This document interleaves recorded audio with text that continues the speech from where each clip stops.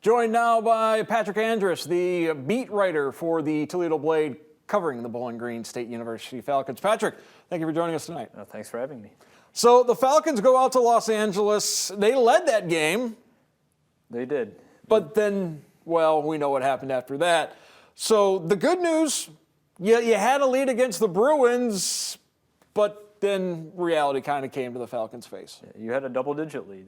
That's a building block, and they got some big plays on special teams. They got a blocked punt by Payshawn Wimberly, a Whitmer grad. They got a key fumble recovery in the red zone.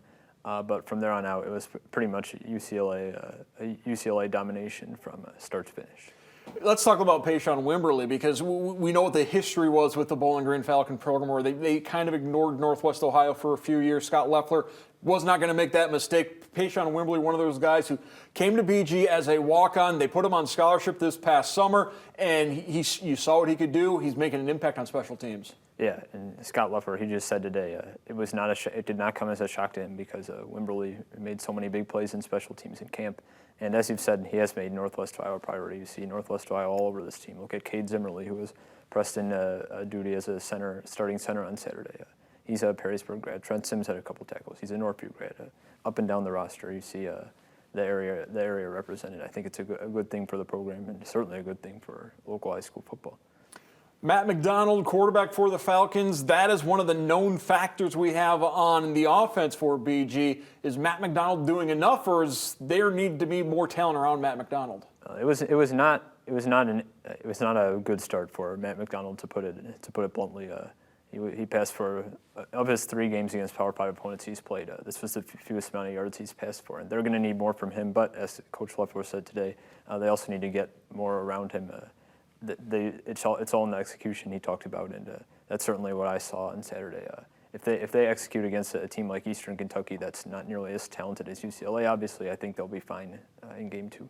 It's certainly one of the things that took a hit for Bowling Green right before the opener against UCLA. Terrion Stewart, last year's leading rusher, made the announcement he has decided to take the year off from football. So all of a sudden you got a big hole in that running back room. Yeah, and it showed on Saturday. It seemed like they were unsure how to handle rushing duties. They used a lot of Jamal Johnson, but he wasn't very effective. They used a little bit of Nick Mosley. He was a little bit more effective, just over 5 yards a carry, but they didn't seem to go to him that often. And they even got Odu Hilaire involved in a couple sweep plays. So they're going to need more identity in that running game going forward, or else it's going to be a pretty one-dimensional offense. And Matt McDonald isn't a game breaker by any means. And everybody in that locker room has preached the values of complementary football, and they're going to need to start living up to it to succeed in the MAC this year.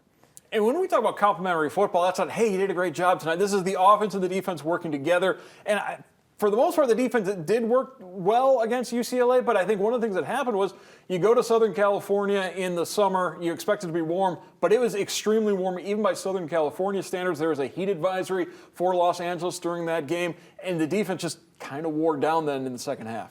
Yeah. You look at the crowd shots from the game. It wasn't exactly the most fun sporting event to be at. Scott Loeffler talked about today. I think they're gonna reevaluate their hydration going forward. Mississippi State looms in a couple weeks in Mississippi, and that's a different kind of heat than the dry heat of Southern California. But Loeffler did say that he doesn't expect anyone to miss time from in the numerous cramp-related injuries BG seemed to sustain against UCLA. So hopefully, in a climatically milder situation, they'll be in a better position against the Colonels. Colonels coming to Bowling Green on Saturday. Now, this is an Eastern Kentucky team that is 0-1, but they gave Eastern Michigan fits on this past weekend.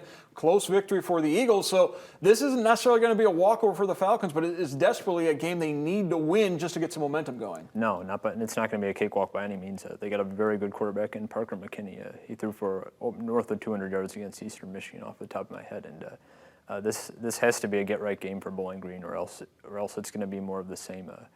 I think that it won't be a problem for them. I think they'll be able to get their heads on straight and get a key win. And then Marshall is a pivotal game after that. But as Christian Sims said today, anything can happen in football. You can't take an FCS team lightly. Look at Akron, which is almost torpedoed by St. Francis, and Eastern Kentucky is a better team than St. Francis. Like Sims said, anything can happen on the football field. BG's going to have to bring its A game, because this is a pretty good FCS team, and the top of the FCS is probably right up there with the bottom of the FBS. So it's gonna be an interesting matchup for sure. All right, thank you very much, Patrick Andrus from the Toledo Blade. You can read his coverage of Bowling Green in the paper as well as online. Patrick, thank you very much. Thanks, Mark.